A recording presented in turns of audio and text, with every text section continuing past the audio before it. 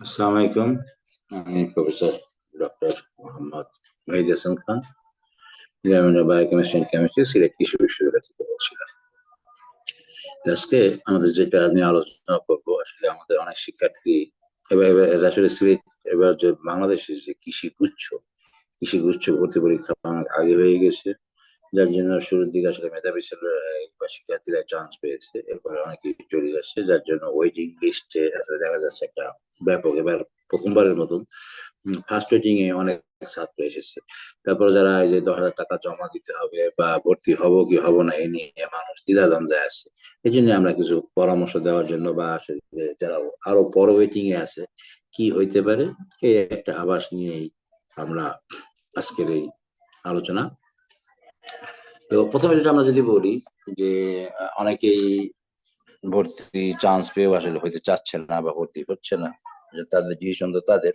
তারপরে যদি আমরা বলি যে বাংলাদেশের যদি আমরা যে কোনো বায়োলজিক্যাল সায়েন্স কথা বলি, কৃষির একটা আলাদা গুরুত্ব আছে। একটা হলো তাদের সরকারি চাকরি, আমরা যদি বলি কৃষি, মৎস্য, ভেটেরিনারি, পশুপালন, এদের যে পরিমাণ বিসিএস এ ক্যাডার আছে, যেটা জেনারেল ইউনিভার্সিটি, শুনতে ভালো শোনায় যে অমুক সাবজেক্ট বায়োলজিক্যাল সায়েন্সের অনেক ভালো ভালো নামি দামি সাবজেক্ট আছে, কিন্তু আসলে চিন্তা করে দেখেন সরকারি চাকরি তাদের আসলে কয়টা আছে?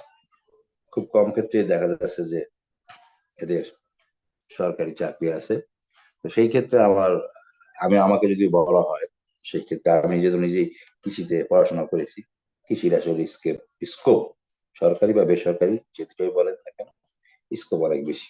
আর যারা বেসরকারি চাকরির যোগ্যতা যদি আমরা চিন্তা করি, সেক্ষেত্রে কিন্তু যে ভেটেনারি, ফিশারিজ বা হাজবেন্ডারি বা অন্যান্য যে কৃষি যে সাবজেক্টগুলিতে, বেশিরভাগ সাবজেক্টগুলিতেই চাকরি স্কোপ বেশি। তবে নতুন যে সাবজেক্টগুলি হয়েছে, যেগুলোর সম্প্রতি খোলা হয়েছে, সেগুলোর স্কোপ হয়তো বা এখনো তৈরি হয় নাই। তারপরও ডিসিশন তো আপনাদের সবার নিজে ডিসিশন নিতে পারেন। তাহলে এখন আমি আপনাদেরকে যেই তথ্যগুলো দেব, যে এবার যে কৃষির যে বিভিন্ন রকমের আমাদের দেখেছি যে ভর্তি পরীক্ষায় যে চান্স পেয়েছে যে সিরিয়াল, সেই সিরিয়াল গুলো আমি আপনাদেরকে একটু জানিয়ে দিতে চাচ্ছি।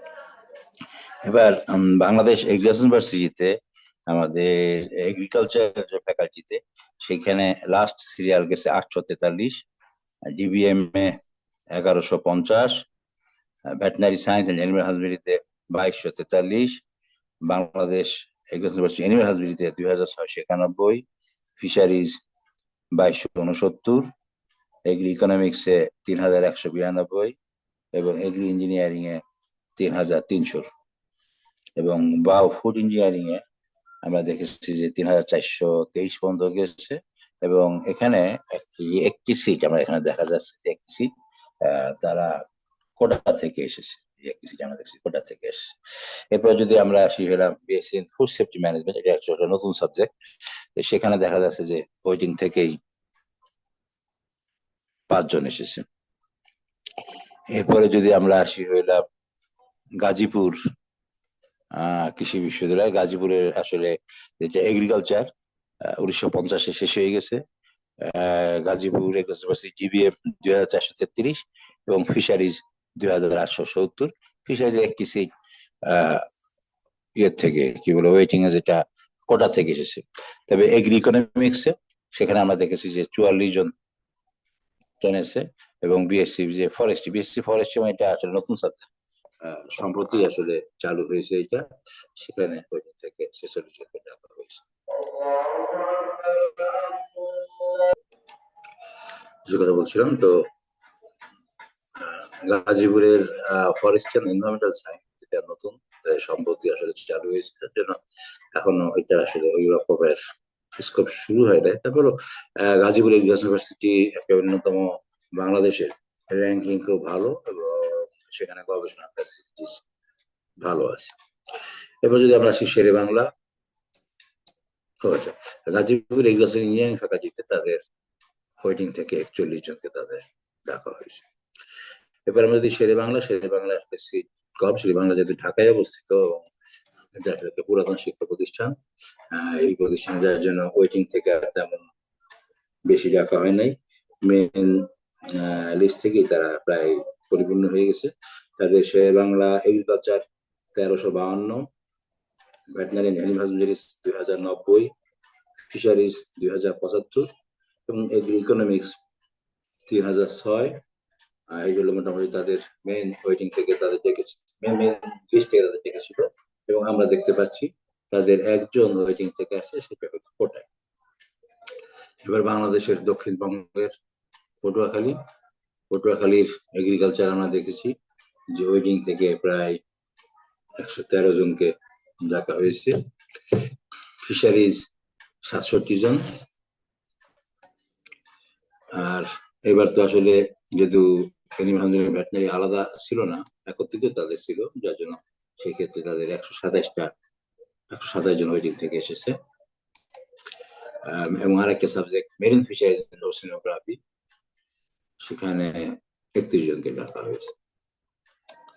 এবার আসলে আমরা Chittagong veterinary animal science university, এটার আমরা দেখি যে মেন ভেটেনারি যে ফ্যাকাল্টি, যেটা তাদের প্রথম ছিল, এই ভেটেনারি ফ্যাকাল্টিতে দেখা গেছে যে সিট পরিপূর্ণ হয়ে গেছে। মেন লিস্ট থেকেই তাদের পরিপূর্ণ হয়ে গেছে। সেখানে 2714 পর্যন্ত আসছে হইলো মেরিট লিস্ট থেকে, যার জন্য ওয়েটিং তাদের নাই। এখানে আছে হলো ভেটেনারি বাদ দিয়ে যে সাবজেক্ট আছে ফুড সায়েন্স এন্ড টেকনোলজিতে 70টা সিট ওয়েটিং থেকে আসছে, বিএসসি ইন ফিশারি সায়েন্সে 26টা সিট, এবং বিএসসি ইন বায়োটেকনোলজি ইঞ্জিনিয়ারিং 17টা সিট। এটা অবশ্য এই যে বায়োটেকনোলজি ইঞ্জিনিয়ারিং সি ভার্সিটিতে নতুন ফ্যাকাল্টি হিসেবে এটা এসেছে, তাদের মানে এটা সেকেন্ড ব্যাচ। এরপর আসি আমি সিলেট এগ্রিকালচার ইউনিভার্সিটিতে। সিলেটের ডিবিএম এবং এগ্রিকালচার এই দুইটা মেরিট লিস্ট থেকেই পূরণ হয়ে গেছে। সিলেটের যদি আমরা দেখি, এগ্রিকালচার আসছে 2815 এবং ভেটেনারি 3579। এরপর ফিশারি যদি আমরা দেখি, ওয়েটিং থেকে আসছে 59। তারপরে এগ্রি ইকোনমিক্স 61 এবং এগ্রি ইঞ্জিনিয়ারিং 63 এবং বায়োটেকনোলজি এবং ইঞ্জিনিয়ারিং 27টা সিট। এটা আসলে অনেকে মনে করে যে বায়োটেকনোলজি আমরা পড়তে চাই, জেনারেল ইউনিভার্সিটি পড়াই ভালো, কৃষি বিশ্ববিদ্যালয় কেন করবো? আসলে জেনারেল ইউনিভার্সিটি যদি আমরা সিলেবাস দেখি, জেনারেল মানুষ সম্বন্ধে বা মানুষ নিয়ে বেশি আলোচনা করা হয়। কিন্তু কৃষি যে জিনিসগুলো, যেমন কিছু কিছু সাবজেক্ট এখানে আছে, শুধুমাত্র সিলেট কৃষি বিশ্ববিদ্যালয়তে এই সাবজেক্ট গুলো আছে বা এইগুলো নিয়ে গবেষণা করা হয়। যেমন উদাহরণ দিই, প্যারাসাইটোলজি যদি আমরা বলি, বাংলাদেশ অন্য কোনো সাবজেক্টে প্যারাসাইটোলজি কাজ না, আমি মশা নিয়ে কাজ করতে চাই বা কোনো প্রোটোজোয়া নিয়ে কাজ করতে চাই, সেটা সম্বন্ধে জ্ঞান তেমন দেওয়া হচ্ছে না। তারপরে যে কৃষি বিশ্ববিদ্যালয় আছে, কৃষির বিভিন্ন সাবজেক্ট, যেমন আমরা যদি বলি গরুর রুমেনে অনেক মাইক্রোঅর্গানিজম থাকে, এগুলো নিয়ে গবেষণার সুযোগ আছে সিলেট কৃষি বিশ্ববিদ্যালয় বায়োটেকনোলজি, যেটা অন্যদের অত বিভাগ নাই। যাই হোক, যেহেতু যে কৃষি বিশ্ববিদ্যালয় থাকার কারণে কৃষির বিষয়ে সেখানে গুরুত্ব বেশি দেওয়া হয়।